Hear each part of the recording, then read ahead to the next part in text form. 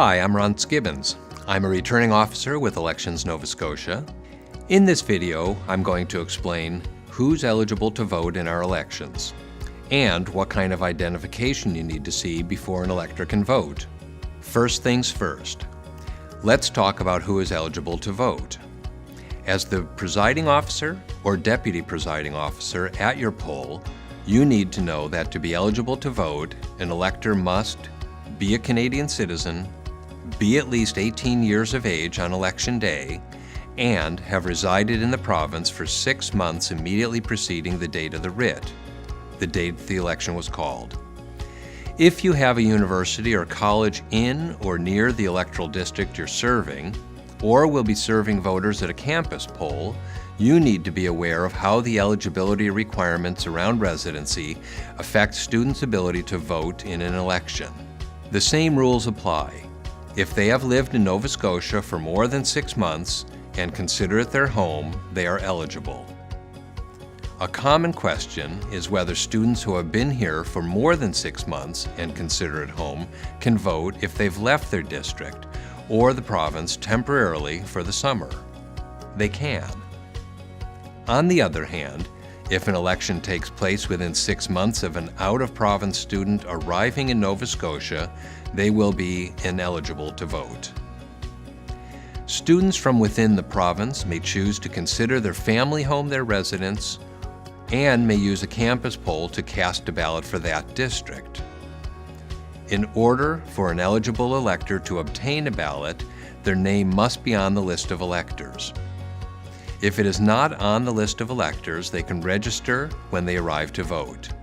You're responsible for helping them with that. Before they vote, you must ask each elector to show you acceptable identification. You can use this chart to confirm whether the ID presented by the elector is acceptable.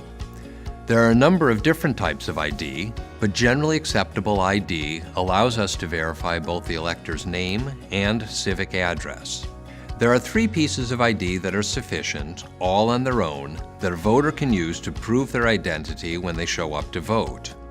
They are a Nova Scotia driver's license, a Nova Scotia identification card, and if they're an Indigenous person, a status card. Any one of these cards with their current address is all they need to prove their identity. If they don't have one of these cards, or if they have one but the address is out of date, they'll need another piece of ID to verify their identity and home address. The voter information cards, or VICs for short, are one type of ID that can verify their name and address in combination with another piece of ID like a driver's license with their old address or a passport. The VICs will have been mailed out about 2 weeks before Election Day, and electors who show up to vote are likely to bring one with them. Alternatively, a voter may arrive with a letter of confirmation, which serves the same purpose as the VIC for electors who have recently been added to the list or recently had their information corrected.